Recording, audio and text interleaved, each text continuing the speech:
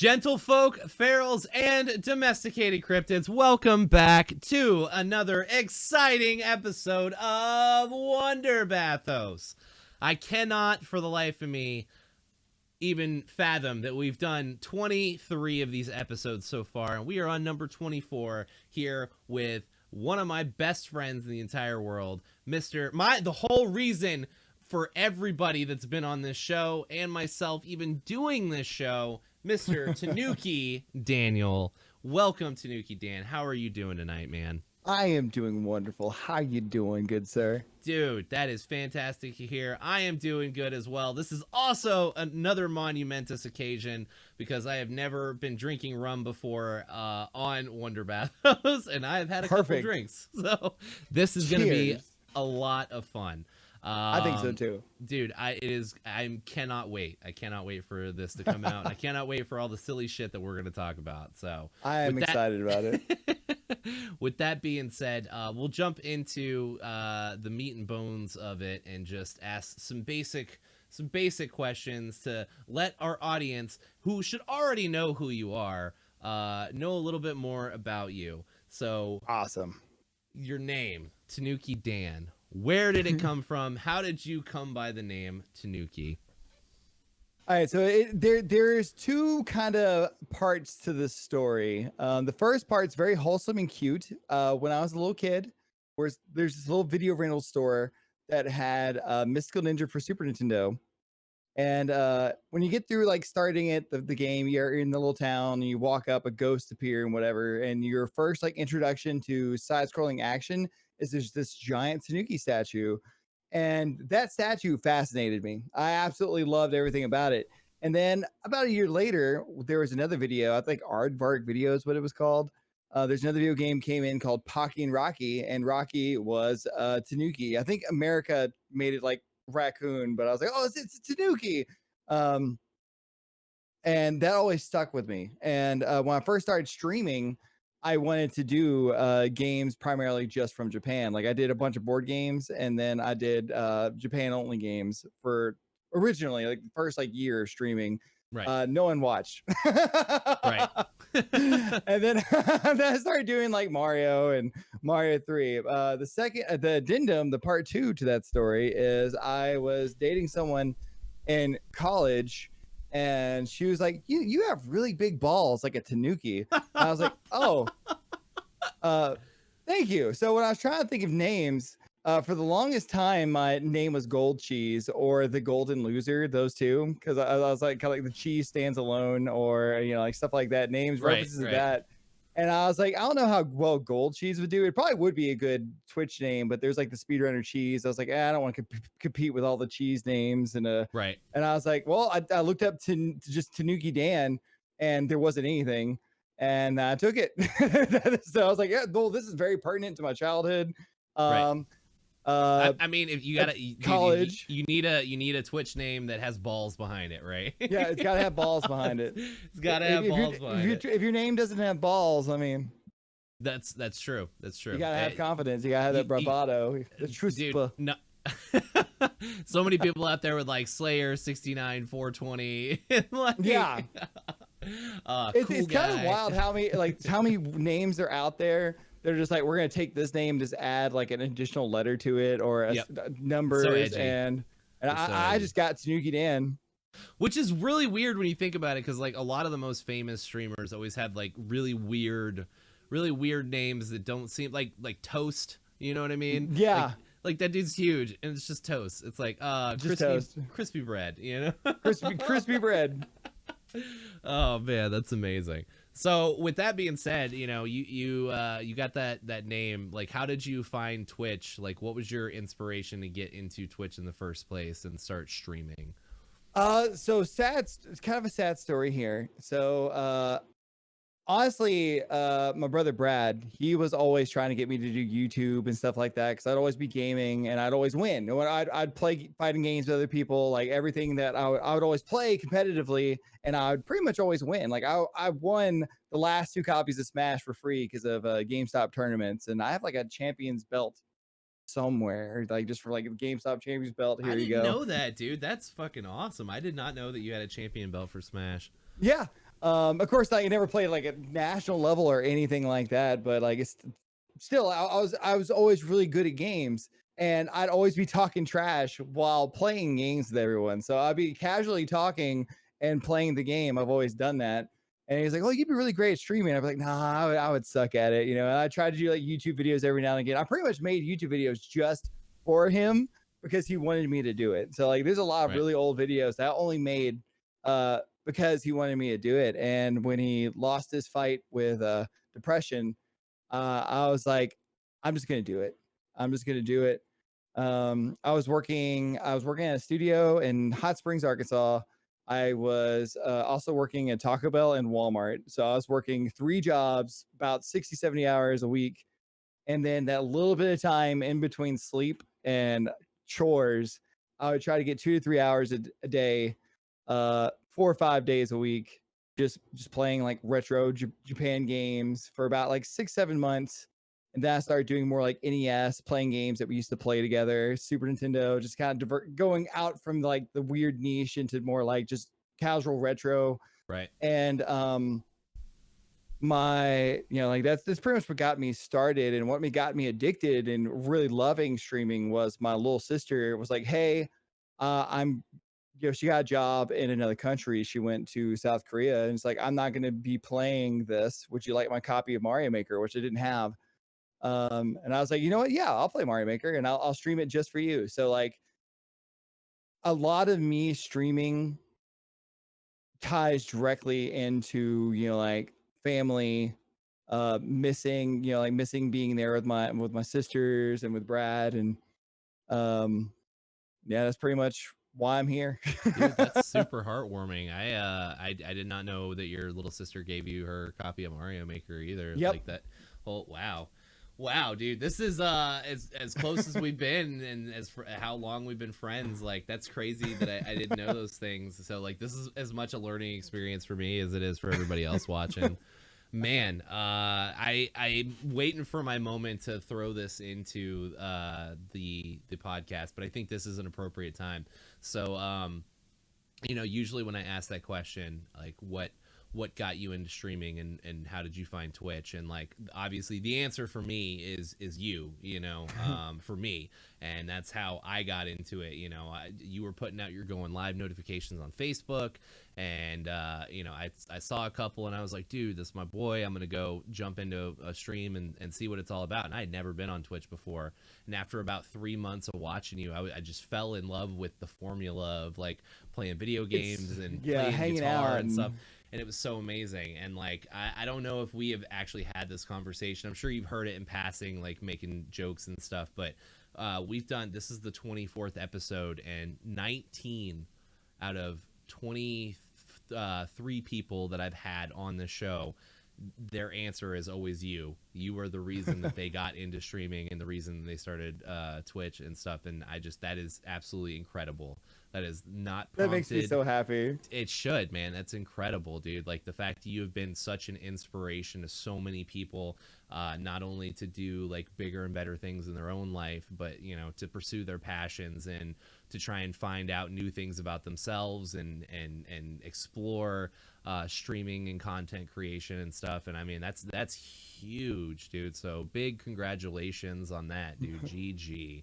I am super happy about that. That it's always been kind of a goal, because like I see how downtrodden people get, and it's always when they stop letting themselves enjoy the moment and force themselves to stop dreaming. Like I've really, and like, you can have small dreams, and small dreams are amazing. Like that, I never expected to hit a partner. I never expected to have any audience or to be able to lift anybody up, but like, I just years later, being full time and doing this as a career and stuff, dude, it's insane. That's enough. Now that you say that, dude, I did not even put those two pieces together, but I have seen a lot of people, like, personally, like, that I'm friends with, that have joined Twitch and tried to start streaming for like I'm not gonna say the wrong reasons, but for like unrealistic expectations. Unrealistic, yeah. And none of the people that have been on the show and said that you were their inspiration have had those unrealistic expectations. They all were doing it for different reasons, and they've all gotten out of it what they want to get out of it, So just to lay down that positive foundation for people is it's incredible. That is Yeah. awesome, dude. And, I've seen a lot of your victories, as far as hitting Twitch partner and that one contest that you won. Yeah, so you think you could stream? Oh Yeah. my goodness, that changed everything for me. Dude, that was I wouldn't have the awesome. computer. I wouldn't have, and my computer was failing too. So like I was like kind of like it was kind of like this spot to where like if we don't win this, I don't know what I'm gonna do. Like I couldn't afford a new computer. Like I wasn't gonna ask the community to like help me with that either. I was just be like, man, I guess back to 3 jobs ago. Yep. I was just like, well, there we go. It's been great streaming, y'all, and no, we got the victory, $10,000. I was able to buy the new computer. I was able to afford a lot of things. Like I was able to get new glasses. I was able to get some I had to get 2 I don't even remember what it's called. I have ADHD. Where they like remove the top of the tooth and they put a cap on it. Oh, crown. Yeah, I get 2 crowns. Yeah. And they're on Oh my opposite God, side of my so mouth. expensive. So expensive. So I couldn't. I was like, all right, well, I have a vacation thing coming up. Like I had to get like the SGDQ was coming up, and I was supposed to be going out to San Francisco with Carl and quite a few other people. I was like, well, let's go ahead and just do both of them now. I wasn't thinking about it, how I couldn't eat anything because both sides of my mouth and the back had crowns. So like I was just like eating potatoes and pudding for like a month and a half, waiting for the actual good crowns, the not just the little temporaries to get in. It was just hell. It was hell. Oh, it's rough, dude. Teeth is the worst thing, the worst pain ever, man. Like I cannot fathom what it is like to be pregnant and have a baby. Like shout outs to all the baby carriers out there. But I have to, in my heart of hearts, I have to believe that tooth pain is the worst shared pain that anybody can experience, because it is god awful. So to go through it for any elongated period of time is awful. It was so bad. But I was kind of liking it in some extent because of like outside of not eating, once I got like the tops taken off and like the fake caps on, it didn't really hurt anymore. But right. I was very lucky with that. But the caps, the temporaries would crack or like so easily. They would so easily break. And I was just like, it just sucked. Yeah, it sucked. But eating healthy, man. Vegetables and fruits can be hard to crunch into sometimes. They are. It's like I ate so much mashed potatoes and pudding, which is like not really like very nutritious. There's some like potato skins are a little bit of nutrients, but that's about it. Yeah. Kind of makes you wonder about hospitals, because they feed you nothing but Jello when you're in there, and it's like, is this really? I mean, it's not. It's not healthy, but I guess it just keeps you alive while you're in there. I don't know. Yeah. It keeps you alive while you're in there. It keeps you alive while you're in there. There's some Jello. Sorry for you. So let's talk about your latest and greatest achievement. So GDQ, dude, how were you feeling in the moment after you won? Because this is your second year being there, right? And last year you guys came close, but you didn't secure the W. This time you secured the W against some of the gods of Mario, literally the best of the best of the best. I was kind of hoping in many ways that like, because I want to go back to the previous SGDQ, the SGDQ they lost, because when that happened, I used a GuliKit controller for like 2 years, and I had like 0 experience playing Mario Maker with a Pro controller. Because before I used the GuliKit, I just used a modified PS4 controller, right, with the segmented D-pad. So I had 0 experience of using a Pro controller or a controller that even held in my hand like one. Right. And at that SGDQ, I felt like we couldn't get that to work with the setup we had, because we had a weird setup for like not sharing controllers. We had like a modified thing that made it to where all these different controllers read as controller one, because we couldn't pass the controller around, because deeply still in COVID-19. I mean, it's still a thing, but we are deep still, and you can't pass controllers. We had this device, and my controller would not work with it.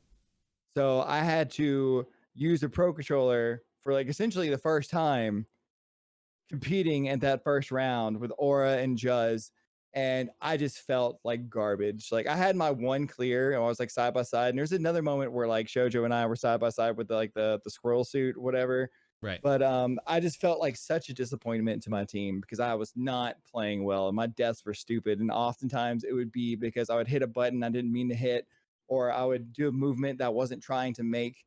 Uh, and it just felt awful. So having this GDQ to where like you can't really hear it, like you can kind of see it. You can see where I like lean forward and say something, but it actually felt like a team effort. Like we were talking to each other constantly. I had like 2 moments. I got like one level clear, and I got like dominated and got all the way to like the second checkpoint and another level, and got a lot of knowledge. I did good on getting knowledge and whatnot, but there was a lot of discussion, which we were talking to each other constantly and giving each other like, oh, hey, try this, do this, like, and I felt like you could tell like us communicating, I think was the main thing that helped us get so far ahead, besides just low curbs and Shoujo being amazing. Yeah.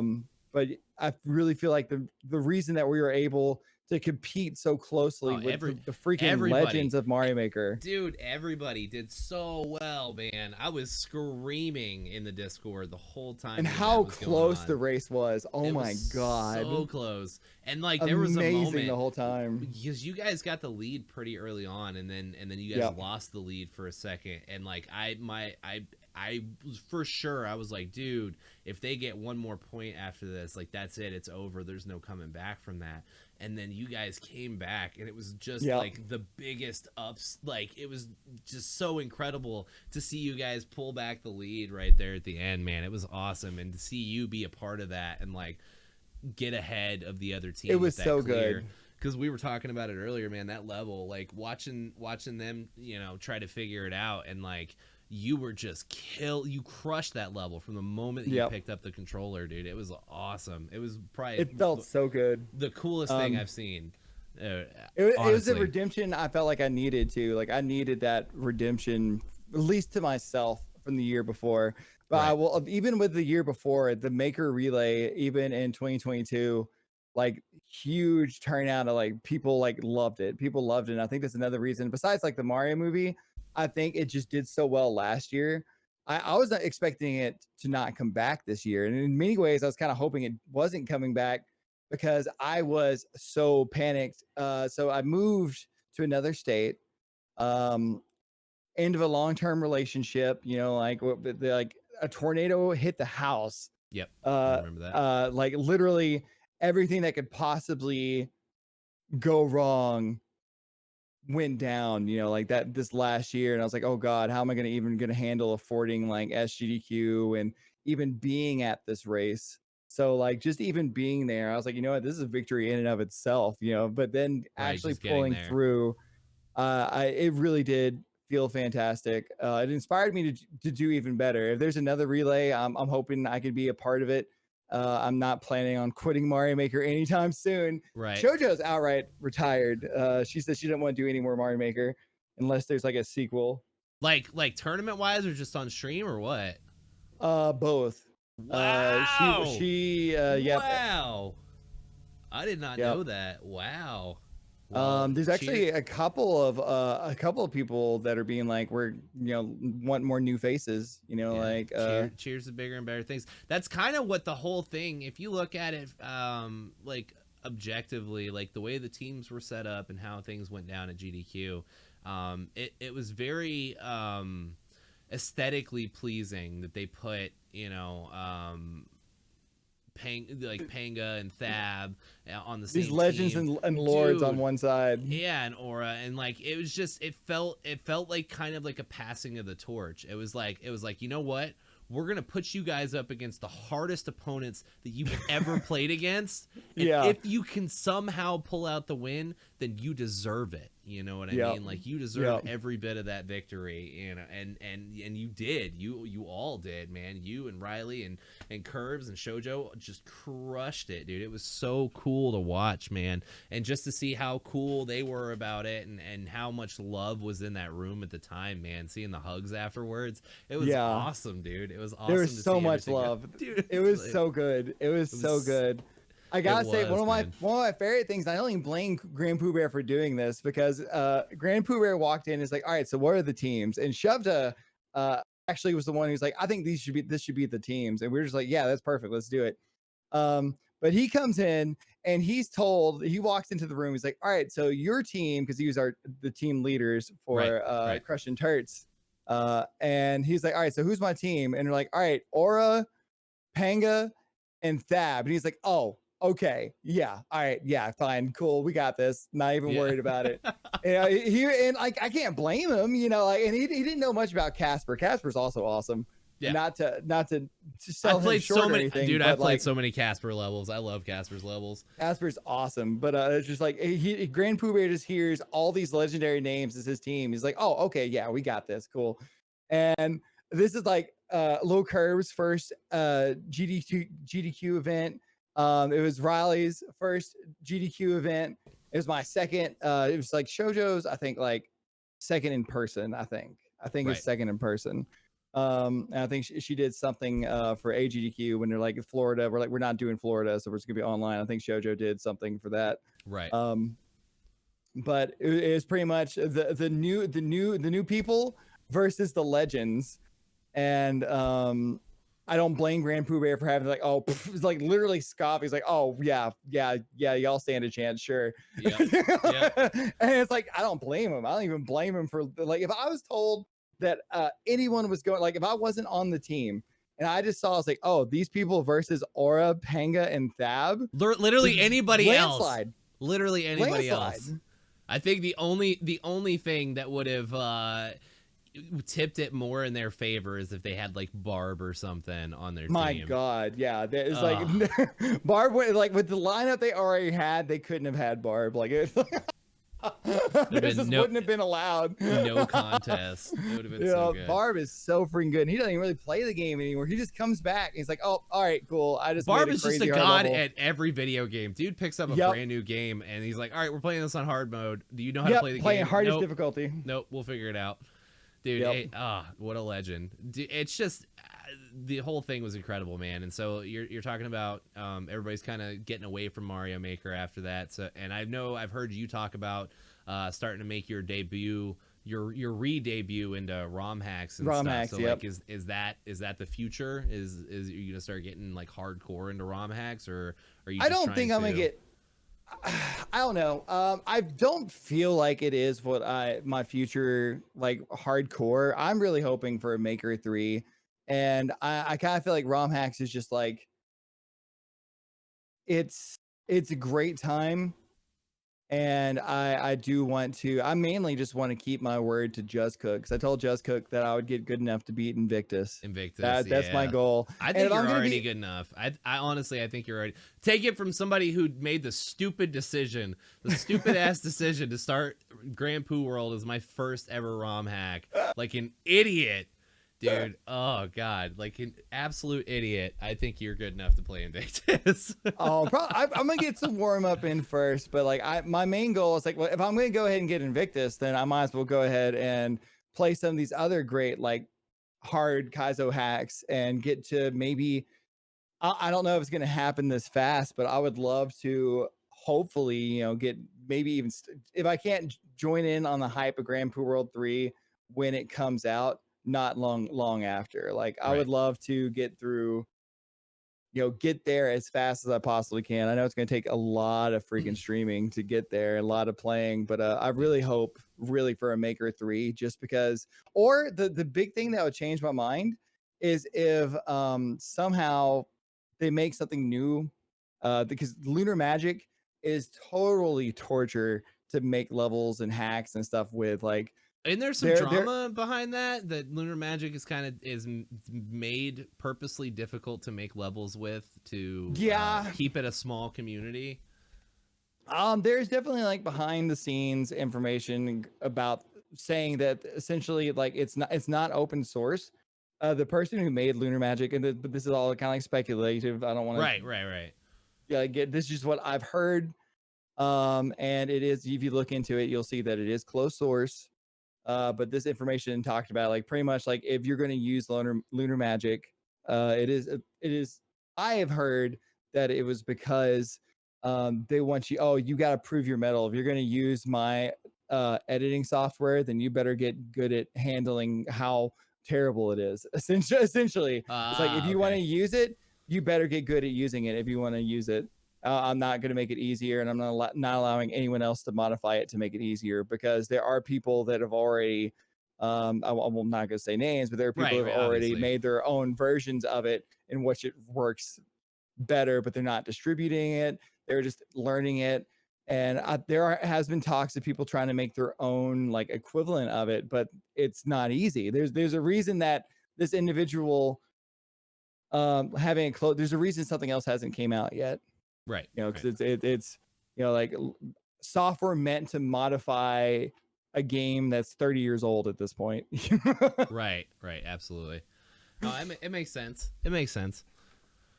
So, It's definitely some gatekeeping going on. At least that's what it seems like, and that's what everyone says it is. I mean, there's been drama in the Mario community for years and years and years, and it's you can tell very quickly like who's in it to like help other people, get into it and for the love of it and stuff, and then the elitists. People were the elitists a big reason I got out of it. The elitist people in SMW were a big reason why I just went back to strictly Mario Maker. For a while, I was doing some Akugaris, getting some harder hacks and getting ready for Invictus. And I was just like, right. The people in this community suck. Outside of like Shoujo and Juz, they're just like, it doesn't seem as bad now. It seems like a lot of the elitist hard asses that were a part of SMW have kind of faded off, or they just dug themselves a very, very intense hole that they just associate with shitty people with. Yeah. I mean, that stuff comes to light, man. If you're an asshole, you can't hide it forever. Yeah. It's gonna come out. So, but now I'm just kind of like, you know what? I'm gonna keep my word to Juz, get back into it. But once again, Maker is just so accessible to so many people. And that's what I love about, like Mario Maker. That's what I love about ROM hacks, is seeing someone else's art, someone else's level design, because level design is art. Seeing someone else, like how they make a level flow, what color palettes they use, all this stuff, what music are they using. It's insane. After 2,000 hours of Mario Maker, to see all like this new tech and all these new things still coming out like every day. Coming out. Like this is probably the most ROM hack like game Mario Maker has seemed. This is like this SGDQ, the levels were as close to a ROM hack as Mario Maker I think can possibly get. Yeah, absolutely. And that's just freaking wild to me, because the game's like, so that's another reason it blows my mind that so many people are getting out of Maker. I'm like, you're missing out, because this is the best it's been. This is the best it's been. Even troll levels are, nothing is real anymore in troll levels. It's just random levels. Normal, expert, super expert. Those are just, I don't know why Nintendo keeps pushing garbage on those. Yeah, they do. If you go into the random levels, they're just so terrible, man. You have to go look for the popular levels to get something good. So I really do. Do you think there's going to be a Mario Maker 3? Or do you think they're waiting on a new console, maybe? I think it's going to be, I wouldn't be surprised if it's like a launch game. It might not even be a Mario Maker 3. It might even be like a Mario Maker 2 Deluxe, kind of like have with like Mario Kart, because there's so much they wanted to make for Maker 2 that just got dropped. He was like, all right, if you even look on the box, if you go into Mario Maker right now, you go up and check your game types, and there's a space next to 3D World that just never got filled. And on the back of the box, like, we're going to be adding new additional game themes, game modes that never happened. There's so much stuff that didn't happen that was promised, that when Animal Crossing came out, it's like Animal Crossing came out and it wasn't finished, and Nintendo was like, holy crap, this is now our best-selling game ever, which is like out the gate selling like what, 38 million. Yeah, like double what Mario Maker did. They're like, oh, we're gonna take definitely the highest grossing Animal Crossing game that's ever come out. Yeah, for sure, by a landslide. By a landslide, like, just, oh my god. Still sold more than like every Super Metroid or every Metroid game combined, just this one Animal Crossing. So I really do think what happened there was like Nintendo had all the stuff they were going to release. Animal Crossing came out. It was kind of like perfect time for Animal Crossing. And everyone needed that escapism. And so they're like, we need to finish this and get this extra content out. Wow. We're moving resources. I didn't even think about that. Yeah, it really did come out at the perfect time. Because like COVID and stuff. Yeah, it came out. Yeah, everybody's at home and they're like, the people that do want to go to work, they're like, oh, we can't go to work, so Can't go to work. Yeah. we're gonna play Animal Crossing and work in game for Tom Nook. Yeah.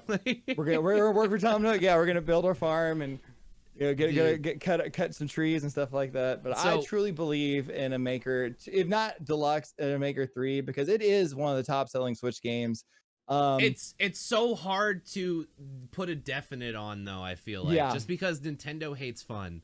You know what I mean? They do. Nintendo is like, we're gonna do what we want to do, and we know that you'll buy it. We know that you'll buy it. But even though there's masses screaming, this game, Mario Maker 2, came out like years ago, and literally just this past weekend, 80,000 people watched an event where 8 people played this game for like an hour and a half. Yeah, 80,000 people. You know, so like.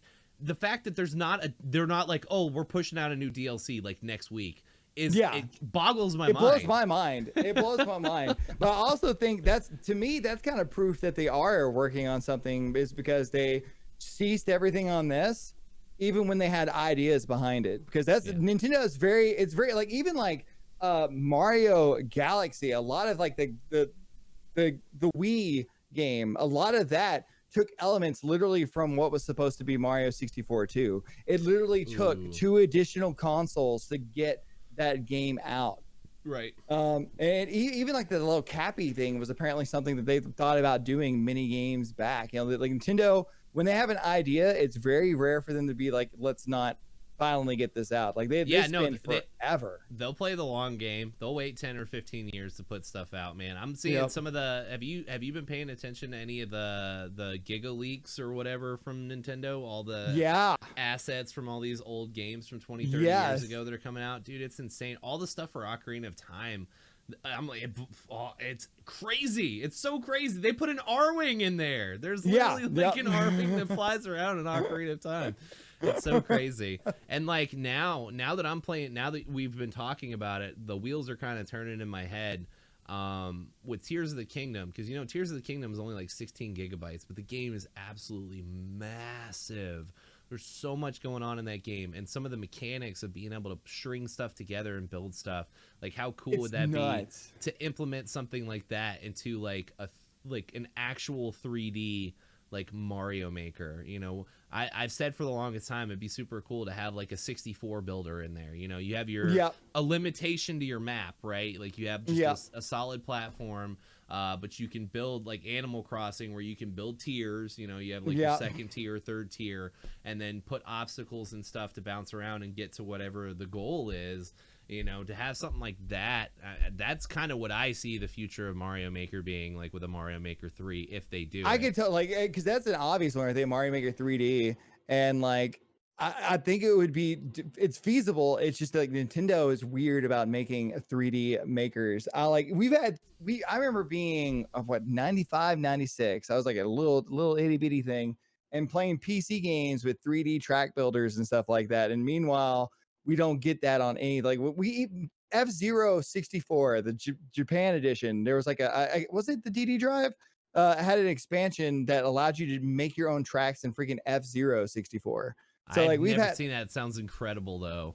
So the fact that we've been able to do this, and yet we haven't gotten a Mario Kart level maker yet, with all these assets and all this ability, stuff that we've been doing for 20 years now in games, and Nintendo's still not allowing us to do it. That's the main thing. I think that Nintendo's not going to give us that 3D just yet. I think it's gatekeeping. I mean, honestly, because like I see the future of gaming taking 3 different paths, right?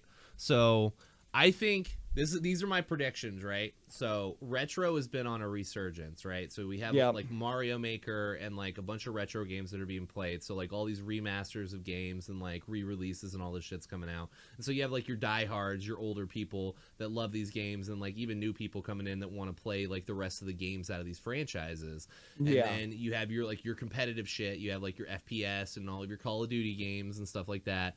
And then on the other side of that, with where VR and stuff is going, I would bet everything. I would bet my house, all of my money, that Fortnite and I hate to say it, but I bet you that the people that are doing Fortnite are already looking into creating the first like Ready Player One type scenario, right? I could see that. Yeah. They have the licensing already. They have all these pop culture licensing for all these characters from different IPs and stuff. They already have the lockdown on that. They have all the money in the world. They literally make so much money, dude. They bleed money. They have so much money. And I guarantee you there's some R&D department that is developing VR for like some Fortnite scenario where like they have the rights to these characters and you're finally going to be able to be like Goku and throw Kamehamehas in there and like pilot Gundams and like all this shit, man. I guarantee you that's coming. And so like I see gaming splitting off into like these three facets, and these are going to be like the three main things.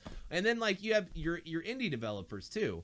But the interesting part about that is like especially with Steam and stuff, because Steam allows these older games for people to upload patches and mods and stuff for all these older games that people like the developers aren't working on them anymore. They're working on their new stuff, you know? And so with that, you have libraries upon libraries of assets that are out there, open source, available to use. You know, if you look at, sorry to bring it up, but if you look at the freaking, the Wizard game, that's all I'm going to call it. I'm just going to say the Wizard game that was built on the God of War engine and Genshin Impact. You know what I mean? It was built on they didn't even do the work on it. They reskinned 2 other engines, you know, to make this game.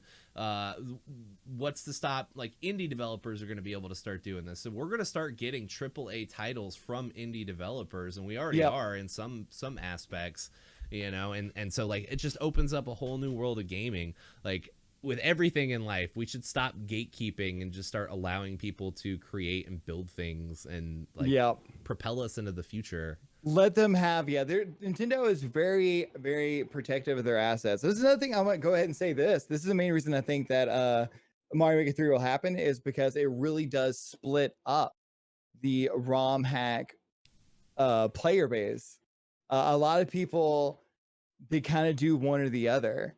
Nintendo knows that, and Nintendo's very protective of their IPs. And, you know, like they don't do too much about hacks because they really can't. For fan games, if people started charging for hacks, then it's just like free fun fan games you could play, you know, like it's so sad for Barb. Imagine if Barb could charge $5 a copy of Grand Poo World 3. It would be worth it, the amount of work he put into it. And he literally could be making his own game. Like, I honestly wonder if he's ever going to actually just make his own game, make his own side scroller. I would love that. But you know what I think of, though? Did you ever watch any of the demos for Dark and Darker? No, I haven't. It's like kind of like D&D Dark Souls type game. You start off with like however many players in a party, and it's a dungeon, a seated dungeon, so everything is random and stuff. There's other players that start off in other areas of the dungeon. Bunch of hard ass enemies throughout it, and you have to like pick up like one item at a time through room to room and try and find the exit. It is like if the old school Windows screensaver maze thing was like rendered with today's graphics and Dark Souls like, and it was so much fun. It was so cool. That's the kind of shit that I would see like Barb making, you know, just like really hard dungeon crawlers. And that would be a lot of fun to see. That would be great to see. I would love that. I would love for Barb has a great understanding of what makes things fun and difficult. So I really do think he could make, at least if he's just over it, like he could be like a game tester or something, be like, all right, I like this about this game. This is bullshit. This sucks. Or he'd even be like, this is bullshit. Keep it. It's the right amount of bullshit. The sense of accomplishment needs to be there, because I feel like over the past 10 years we kind of hit a wall in some games, like especially with adventure and open world games. Like these developers are just like, okay, well the next one has to be bigger, and the next one has to be bigger, and like sometimes bigger is not always better. Like Red Dead Redemption 2 is the one that I'm going to throw out there. I did not like that game. I don't have time. I don't have time to spend riding on a horse for 6 hours to get to the next location to complete the side mission. That's just the tutorial, like 8 hours, right? Like I don't have time for that. Like I want open world. I want to be able to go and explore areas and see different things, and I want every pixel on the map to be completely different, you know, and to have a different experience in each area of it. But like at some point, like it becomes too big. you know. Yeah. And it's And just a like, lot of times though it's huge, but there isn't substance. And yeah. I kind of feel like just like I don't have Tears of the Kingdom, but just from watching people do it, it's like you can make whatever the frick you want. You can you could turn anything into anything. You're making giant dick robots that shoot lasers out their dick to kill bosses and shit like that. But Like, you know what how else could they you give not have you? fun? You know what else they give you the moment the game starts? Like, well, as soon as you get out of the tutorial, from the time that you get out of the tutorial, you have fast travel unlocked. You Fast can travel, shield surfing. Yep, you do not have to jump or like run from location to location hour after hour. Like, if you want, you can just fast travel and play the game, you know. And I think that Red Dead Redemption 2 did not have that, you know. I think this is the cowboy experience. You just slowly ride your horse across the thing. Buckle up, you're gonna be on this horse for 6 hours to go deliver this newspaper. Yeah. And it just wasn't a fun experience for me, you know. So I've seen a lot of people that had that stance. They're like, they either absolutely loved it or they're like nah, I'm good. Yeah, I don't have to watch 3 seasons of a TV show to enjoy the 4th season. I'd just rather not watch any of it. right, exactly. It's that 90s anime mentality. It's like, dude, I don't want to watch that show. It sucks. Oh, you gotta watch the first 6 episodes. After the first 6 episodes, then it gets good. It's like, no, it gets really good. Get it? It needs to be good from the beginning. Like, come on. It needs at least be okay. Don't One Piece me. Yeah, it's awesome when you get to episode 1000, but those first 800 episodes are like hard to get through.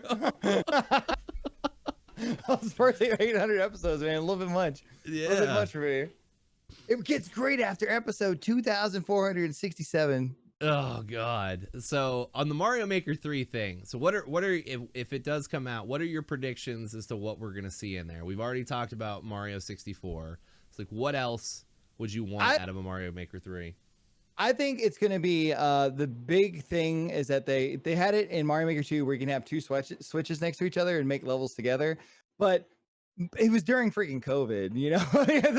like no one was really getting together and working on levels together at the start, okay. You know, like, and I feel like Nintendo is aware that situations where people are always next to each other is really never going to truly, it's never going to return to what it was. Like, even kids that are like in school, even before really COVID happened, like most kids were just playing online together, you know. Even friends that are IRL friends, they'd go out to eat places and then they'd play video games online together, PC games, multiplayer console games, you know. Like, gaming is so much more of a physical thing too, especially with like VR, you know. Get in and do Beat Saber together. It's a right. You can get that same rush of athletics sports, you know, at home, you know, without, like, especially with like crime in America. I'm not sure about the entirety of the rest of the world. This seems to be just a issue all across the world where like being outside is dangerous and it sucks. Don't do it.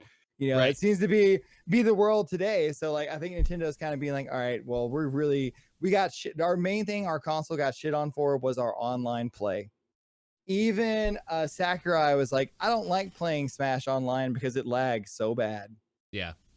When you got former employees being like, yeah, your internet sucks. I you know, I think Nintendo's next console is going to have more focus on online play, because that's where the world is now. It's online play, where it's all about doing stuff online and connected together. And I with think as much money as they 3, made off of Smash and all the DLCs, you would think that they would already be on top of that, dude. Oh. You would think. I don't think their consoles weren't even built to handle like the high speeds. Like, you have to get like an adapter that goes direct in, and even then it doesn't, like, you can have the fastest internet in the world and it doesn't process it properly. It's got an OLED scrin. I didn't even know my Twitch was, or my Twitch. I didn't even know my Switch was touchscreen until like a few days ago. I had no idea. I was like, this is touchscreen? What? And I don't know anyone that uses the touchscreen. I don't know. I'm sure someone does, but I never did, and no one I game with does. But I really do think that we're gonna get building levels together online. Okay. Maybe have 2 creators, you know, have like 2 spots for creators to be if there's a second one, you know. I think we're gonna have that. I think that Mario 2 was originally supposed to be the extra world. And I think instead of it being a secondary power up, the Mario 2 mushroom power up, I think it's going to be its own game type. A full level builder for Mario 2. Yeah, full level builder Mario 2. That would be so much fun. I love that game so much. I love that game so much too. the Doki Doki Panic, give us Yeah. that. I think it's going to be a full version of that. I bet you we get, every game type is going to get like some additional enemies. I'm charging Chuck. Maybe even give us the little green Birdos. bean jumps, Birdos. We're gonna have Birdos, Shy Guys.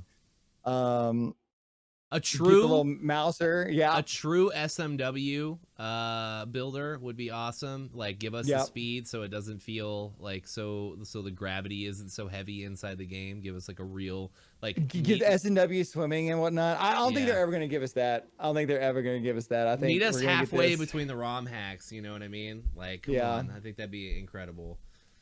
Like give us the fast swimming and stuff. Give it. I mean, there's technically in S&W there were pipes, and Mario 3 there were pipes you can go into that would just be like the clear pipes in 3D World. Like they were in Mario World. They were in Mario 3. You enter the pipe and you come out the pipe at another side. That stuff was in those games. So it's weird that in Mario Maker 2 they didn't allow the crystal pipes in those game modes. Right. But I think they would be in Maker 3 because it did function. There are people that like tested putting the pipes down. There was no visual representation, but those pipes worked in other game modes.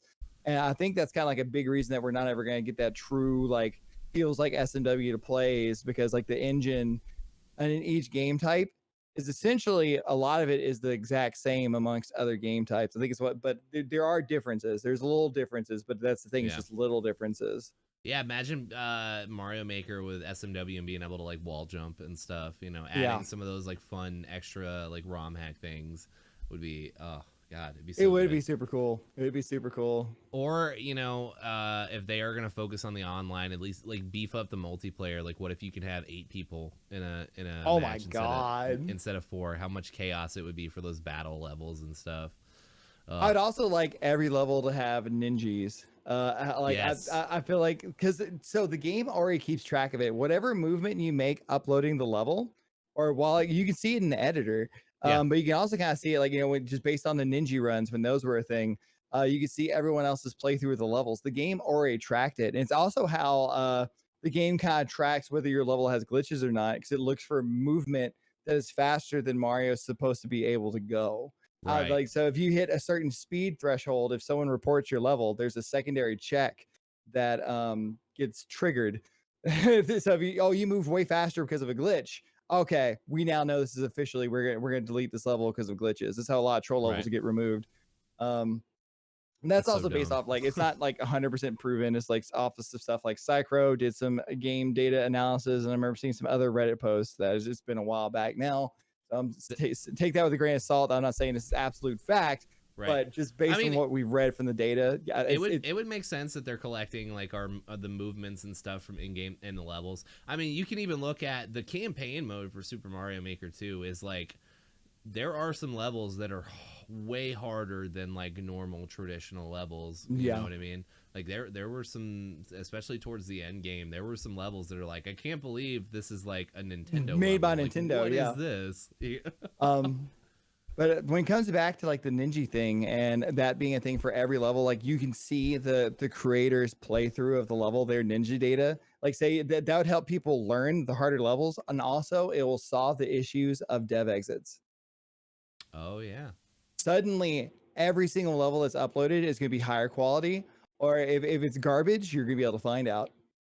Yeah. Like because like if the game automatically tells on you all these kids they're uploading like, oh, hardest level ever, I'll gift you 5 subs if you beat it, they're not going to be doing that anymore. They're not going to be uploading their trash find the dev exit level because you just got to watch the ninja.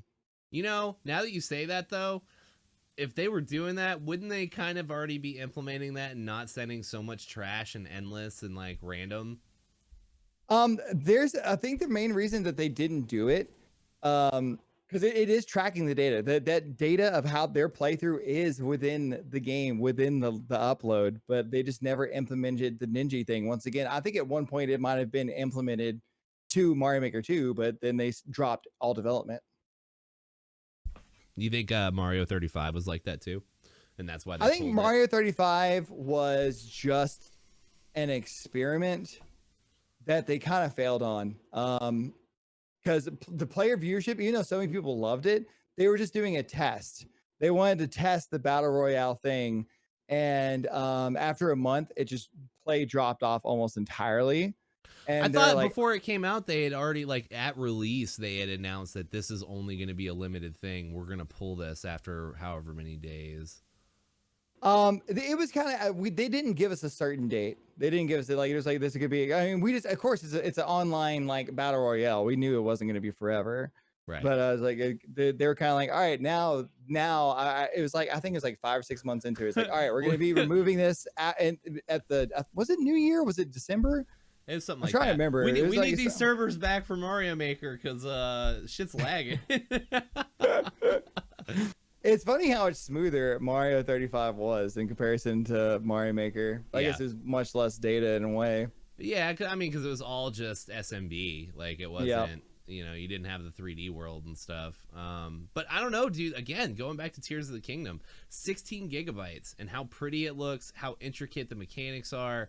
Like, that is a developer's wet dream, what they accomplished. And like, now that they have broken that threshold, like, what's next? Like, even in the Zelda franchise, my big hope, like, moving forward, like, because what are they going to do after Breath of the Wild? You know, like, what's the next Zelda going to be? I really hope that they're going to do like like Ocarina meets Dark Souls. Like, that's what I want. That does seem to be the direction it's going, because the main story writer and producer for the Zelda series has said, like, this is the standard for Zelda from now on.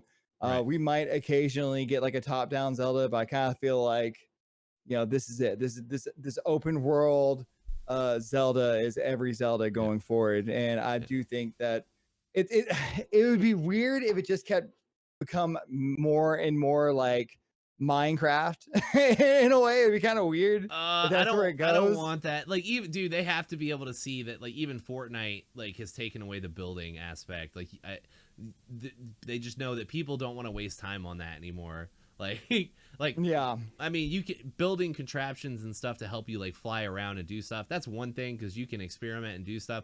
But when it comes to, like, okay, well, I have to build this house so I don't get killed. You know what I mean? Like, yeah. Well, you say it, but at the same time, like, do you think that it, like, they can't get more restrictive? And if they're going to make a new game, every feature is taken out. Why not? Why could they not make the next Zelda, you know, it's open world, but make it grittier, you know, put a little Well, bit I can say more... grittier, but they're going to always be like, oh, what do you mean I can't make the giant dick robot? I don't know. Let's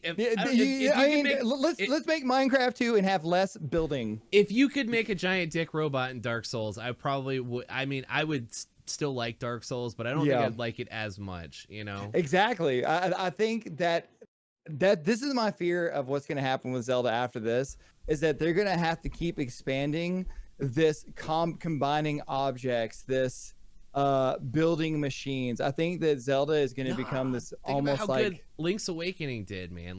Breath of the Wild was already out, I think. Yeah, Breath of the Wild was already out when Link's Awakening came out. Link's Awakening, it didn't have a whole lot of longevity. Like, it didn't have the a very long boom, but it was a big enough boom for them to make a bunch of money off of it, and a lot of people really enjoyed it. You know what I mean? And there was a little Zelda dungeon maker portion built inside the game. You know, everyone panned, so I don't think we're getting Zelda Maker. Yeah, probably. It wasn't multiplayer. It wasn't multiplayer. If it was multiplayer, it'd be different. If you could make, I wish they would give Four Swords another shot. Like, what's the point of making a dungeon for yourself? You know what I mean? Yeah, exactly. And you didn't have much freedom. You had pre-designed rooms that you can place in any order you want. It was just kind of like, I don't. Yeah, was Nintendo's not as good as... really. Like, Nintendo even avoided CDs because they were just trying to make a point. Nintendo is very oddly spiteful. They're very oddly spiteful. It's like, oh, well, CDs didn't do good, so we're gonna make the 64 with a cartridge, and we're literally gonna sever our relationship with Square. They know something. They know something we don't, though, because they've lasted this long, and even during like the huge like PlayStation versus Xbox wars over the last like 10-15 years, where it's like, oh no, Xbox is better, no, PlayStation is better. Nintendo was still chilling in the background, like we're still doing our thing. You know, we're like not. Maybe we're only putting out one really, really good game every once in a while, but they're still around, and now they're like back up to being kings of the industry. I do think they got kind of lucky. I do think that there was a time period when Nintendo was kind of looking into because remember, there was a time period they almost went to just mobile games. Like, they weren't going to make another If the 3DS failed, they were talking about not making another like mobile a portable handheld, period. Right. They were talking about, they were looking to get into phones. The Nintendo cell phone was a thing that they were developing in Japan and all this other stuff. Then like the Wii U was doing bad. The GameCube didn't sell well. The Wii sold a ton, but it didn't move many game units. It moved more consoles than games by like a 4-to-1 ratio. Numbers just pulled off from the top of my head. Once again, I'm not like looking at a sheet or anything, just like memory. So I could be wrong about any of this right now. Yeah, if anyone in the comments wants to correct me and give me the right information, I'm actually happy to learn what the numbers actually are. But from everything I remember about it and seeing online, it's like there was a long period of failures before the Switch, dwindling sales and getting pushed further in the background. It'd be like, oh, Nintendo released this one awesome game, and then PlayStation has the new Final Fantasy, the new Call of Duty, the new the Wii U was leaps and bounds. The Wii U was leaps and bounds better than the Wii, and it did terribly. Did terribly. Some of my favorite games are on. Like the Wii U is so good that majority of the Switch games are Wii U games. Yeah, yeah, that's true. But just the Wii U, I mean, I guess people just felt like ripped off or something. I don't know. It was like we already bought the Wii, you know. No one knew what the Wii U was. The general, like, you had to be a hardcore Nintendo fan to know that there was a difference between the Wii and the Wii U. Yeah, that was it. That's literally that was it. If they should have marketed it as the Super DS. The home console equivalent of the DS, and it would have sold tons. Or the handheld version of the Wii. Like, oh, it's still a Wii, but you can actually Super Wii. Have a TV. You know? Yeah, Super Wii. The weeds. Super Wii. Oh god, that'd be so good, dude. But yeah, I really do. Just imagine like a gritty version of Zelda. I would love it. I would love a gritty Zelda version. Like just really very detailed landscapes, like Unreal Engine. Like you can. Like maybe not even be able to climb, like take away a bunch of like the cartoony stuff from the Breath of the Wild series, you know, like you got to go like win a horse or something to be able to travel at faster speeds. You know, a lot of it's more combat based. You know, obviously they're going to have to find like a happy medium between like beginning players and like veterans, you know, so it's not on the same scale as Dark Souls, but it's going to be hard because they built themselves a trap with this last Zelda game. Really I kind of felt them building themselves with a trap with Breath of the Wild too, with all the abilities and stuff like that. I felt it coming, and I'm kind of like, if they reinvent it too much and take away the freedoms, then everyone's going to like pan the new. They can't make a Zelda game that people hate. They just have to keep getting bigger and give you more features and more options. And I think as they keep adding these more and more and more, I don't think they're ever going to be able to go back to this concise story of, you know, good versus evil, the Triforce. It's always going to be like you said, Four Swords. They could just remake. I would love that. I would love Four Swords. The first Zelda or any of the Game Boy Zelda games as like a console game where it not top down but third person. Build any of them as a third person game and just upscale the graphics. Exact same maps, same bosses, enemies, just better graphics. They would sell like hotcakes. People would love that. It doesn't have to be Breath of the... I know that a lot of people probably would be like, oh, it's not Breath of the Wild. But they would still make a shit ton of money off of it. And a lot of old school fans would be happy with it. They could totally... I think if they were to go like to simplify things and go for like a darker style, remaking Zelda 1 would be the best route to go. Yeah. And even doing then like... gritty game. Yeah. And there would be so much room for them to like, because there's so much vagueness in that game. You know, there's so much vagueness. You know, like having that still be the open world and have the general layout, but like refine it and make it less samey in areas. You know, like really, that would be the perfect game, I think, to remake. Yeah, and to flesh out a bit more. Oh yeah, that would be insane. Oh man, I cannot believe it's already been 58 minutes. We are almost to the hour mark.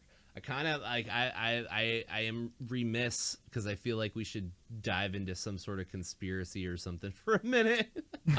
You heard any good conspiracies lately? Hit me with a conspiracy. What you got? Good conspiracy. Let me think. I got one, but I want you to go first.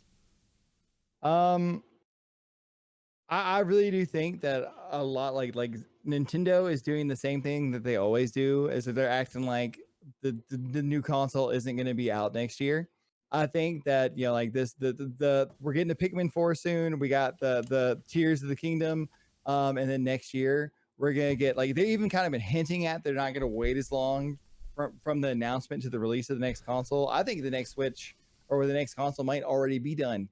My conspiracy is I think the next console's already done, and it's gonna be almost like, not like, you know, like it's available now. It's not going to be like that, but it's going to be very Oh quickly. god, Like, that would suck, dude. you're Oh, going to be like, upcoming get now. the next console. The Switch 2 2 months. with Tears of the Kingdom HD and get everybody to rebuy the game again. That's what they're going to do. 100%. That's my conspiracy. And that's also why I think they're going to have like Mario Maker 2 Deluxe, because they had the dev time.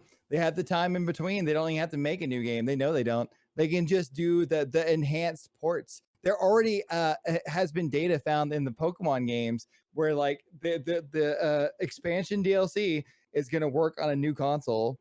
You know, that's just like rumor stuff, of course, and grain of salt. But I honestly, I think that's what's going to happen. Nintendo's like, oh yeah, we're not killing the console yet. The 3DS is still around, even though the Switch is out now.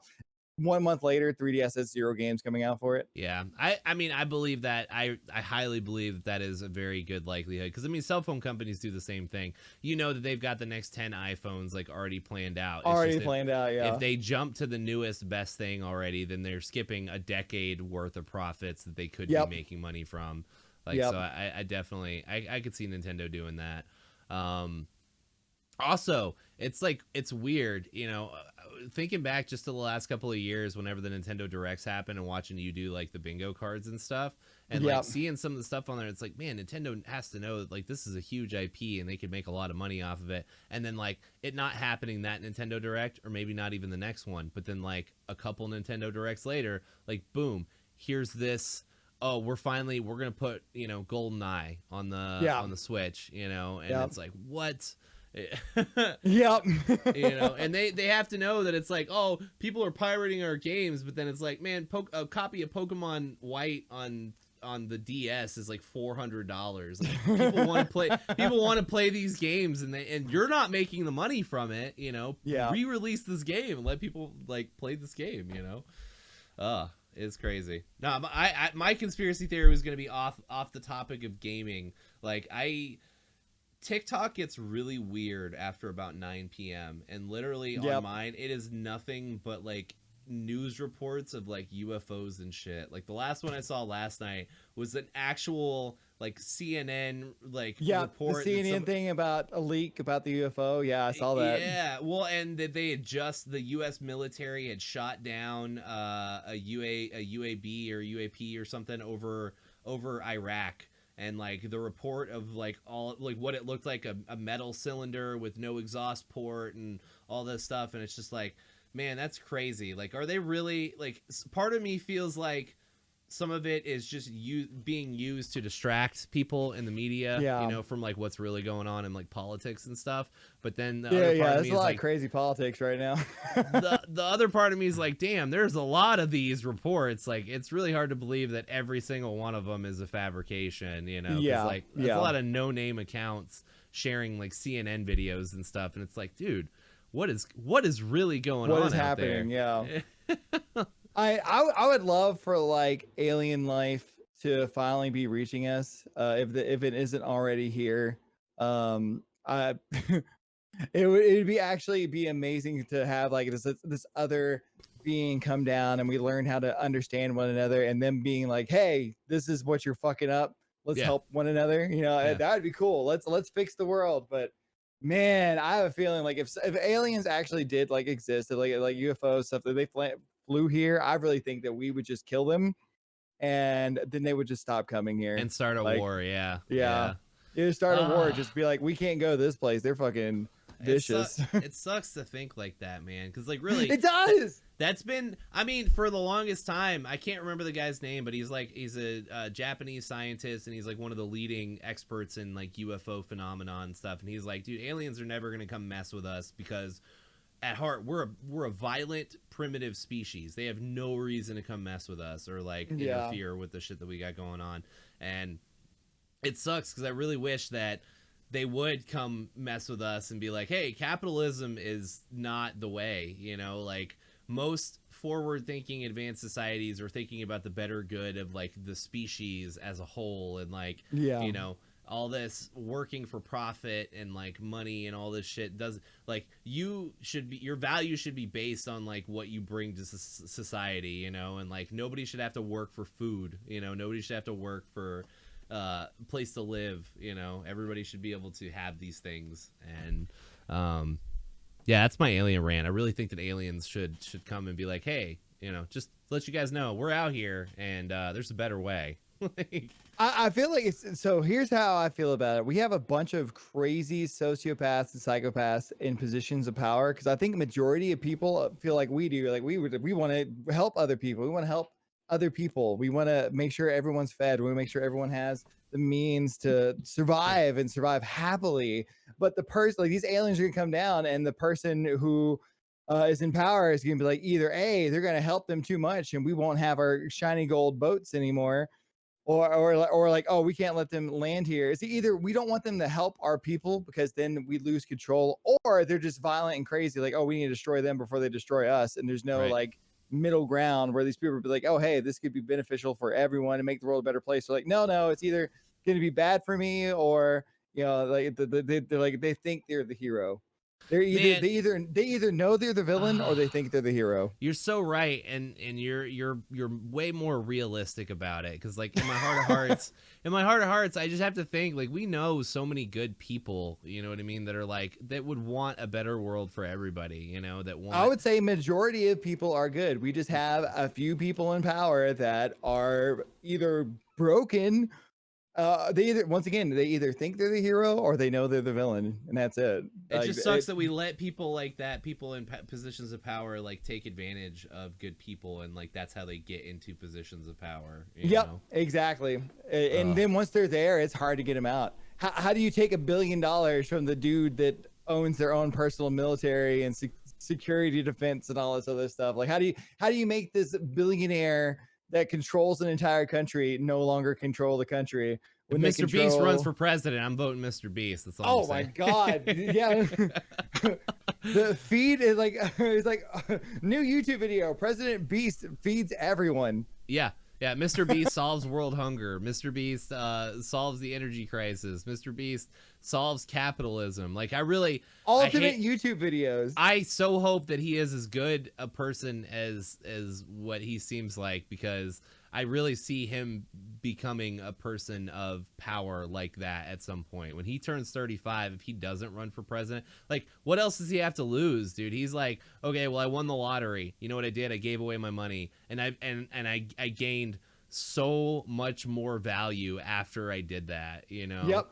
And, He's someone who didn't have it all, got lucky, knows he got lucky, and then dedicated his life to making these crazy events and like people are hating on him for being public about charity. Like, you know how you find out about charity? Being public about it.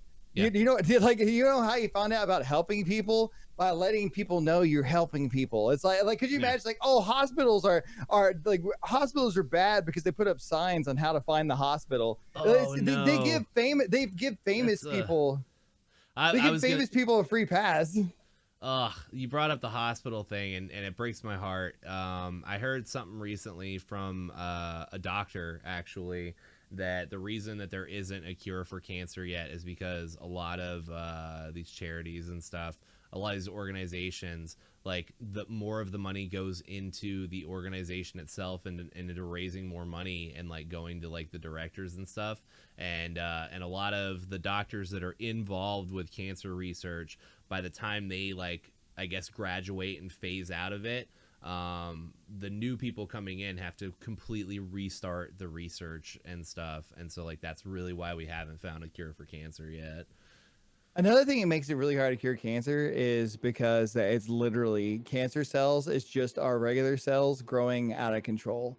Yeah. So it's like, so you got cancer cell, like, you just randomly got cancer in you, and let's just say you got a spot here, you got a spot here, and those cancer cells oftentimes are going to be pretty close to unidentifiable comparatively. You can tell, you can look at it and see it, but your body, and when it comes down to targeting it and destroying it, you know, like, it's just the same as destroying a skin cell, or it's oftentimes that's the main thing that makes cancer so hard to destroy, is because like literally any part of us could be a cell that splits and that becomes cancer. Wow. Like it's going to be, I don't think there's ever going to be a cure. Like a definitive cure. Because like how could you, like how could you cure something that's literally one of your cells being damaged and multiplying? It could be a cell in your tongue, it could be a cell in your eye, it could be anywhere. Like how do you make a cell that does not get damaged and doesn't multiply incorrectly? You know, like it's pretty much the best thing that we can do is keep advancing ways to treat it in a way that preserves a happy way of living. You know, Right. how can we make this lessen the suffering? How can we make this as quick as possible? How can we make the recovery as quick as possible? But I think as a species, we are cancer. Like literally, it is in our genetics. You're getting super deep. Yeah, I mean that is true. Like we're the only living organism on the planet that like just takes resources. You know, like yeah. Well, I didn't even mean it like that. I just mean like our bodies. Every cell in our body can become a cancer cell. There is not a. It's just in our genetics. Things fail. There's no way that like we are organic. We are not there's no fail cell safe. And even like inorganic things rust and age and break down and decay. There's just no way we don't have perfect cells. We are not perfect. Therefore, we always have the potential to become cancer. We are once again, every cell in our body, we are cancer waiting to happen. I think if we had infinite lives, no matter what, if we lived forever, eventually every single person would develop cancer. I think if every person lived an infinite amount of time, you would not have a single person that didn't have cancer at some point, because eventually something's going to go wrong. My grandfather, when he passed, he died from cancer. He smoked his entire life, but we actually think his cancer came from he fell out of a bunk bed and broke his ribs, and they didn't heal properly, and that became cancer. Of course, I'm sure like the nicotine and stuff like that, there is accelerants for things that potentially trigger cancer to develop. But our family personally thinks that like that bone didn't heal right. That became bone cancer. It was right next to his lungs. It spread to his lungs and other organs, and that was the end of him. But yeah, it's like just. I think that's really where it comes down to. I know this is a crazy topic to go from Mario Maker to. Dude, no, I'm so intrigued right now. My theory on what cancer is, I really do think that it's just going to be something that we get better at treating. It's kind of like how like HIV used to be a death sentence, and now it's like you just take a medicine. Magic Johnson's still alive, right? Dude, Anthony Kiedis. Those are the only two people I can think of off the top of my head, but Magic Johnson and Anthony Kiedis are medically cured of those things, and that's crazy. A disease that literally killed some of the most wealthy musicians there ever were, and most talented, well-known, famous people in the world were killed by this disease, and now it's just like they're just cured. You know, like and I think, and I hope that in the future, just cancer is gonna be the same way. I'm not on team. I would love a cure. On the conspiracy side, I have to throw the topic of stem cells out there. You know, if you're in a position of power and money, like, you know, being one of the top rock bands of the 90s, or like being Magic Johnson, you know, like, because stem cells do have like not restorative, magic healing, not restorative properties. I actually heard something about this on a podcast today, that stem cells aren't exactly restorative properties, but they're more of a shield. Like they more like shield the rest of your cells from that stuff, you know. That's crazy, dude. That is absolutely crazy to think about. Yeah, no, you have me intrigued. You blow my mind like every day, dude. You were talking about time travel on one of your last streams, and how time travel is impossible, because if you were to travel back, you know, 20 years from today, the Earth would not be in the same spot. And so like, you would you just be floating in space. You teleport. You teleport back, and you'd be infused into like some rocks. So if you just happen to spawn where a rock was, what happens to you? You know, you just like I'm gonna teleport back, and you just get ripped in half because you spawned into a wall, because the Earth is just a couple inches to the right. or further than that, like Yep. our solar system is traveling at like 1,000,000 miles an hour through space, like Yeah, yeah, how can our we Earth's ever orbit. properly calculate where we're gonna land? Like it's like Yeah, if we travel back in time, if that even is a feel like time doesn't even really exist. no, It's just it doesn't. it's this basis that we just kind of think we invented and it works for our society, but it's kind of like I mean, I mean, it's we have just to. it's a man-made thing. I saw a meme on this recently about time, that it's like time was invented to make stuff make sense or some shit like that, Yep. and like it hits. It really, I mean, it's true. You see movies like, I bring up Interstellar a lot, because I didn't understand what the theory of relativity was until I saw that movie. Like you could go um to a different planet in a different solar system and spend an hour on a planet there, and it would be like 20 years here. You know what I mean? Yep. Because the gravity and the way that it spins is different. Like your Yep. Time perception isn't of real. yeah, your perception of time is different there. And like, dude, just stuff like that blows my mind. I heard a theory today that like we are like everybody talks about what's inside of a black hole, and like there's the theory that we are inside of a black hole, and like our Oh, universe is inside of a black hole. it's bouncing back and forth, and that's deja vu and stuff like that because Yeah, and our energies are bouncing back and forth, and that's why it distorts. Thus, the whole like, why does this seem so different now? And we bounced off a wall, and things slightly shifted in the reflection of our energies and stuff like that. yeah, that shit blows my mind. This Well, this I guess this I gotta get out of here. I gotta get me some food. do it. All right, Yeah, we have eh, there's one last thing that we have to do before we go. Okay, this is a staple. We have to ask ask every one of my guests, if I put you on a podium in front of, and this shouldn't be hard for you because you recently kind of did this. If I put you on a podium in front of 1,000,000 people, and you got to spread your message, whatever it is. In the past, some people have used or talked about mental health. Some people have talked about politics. I think we had one person self-promote, and then Niku Senpai just said mommy milkers.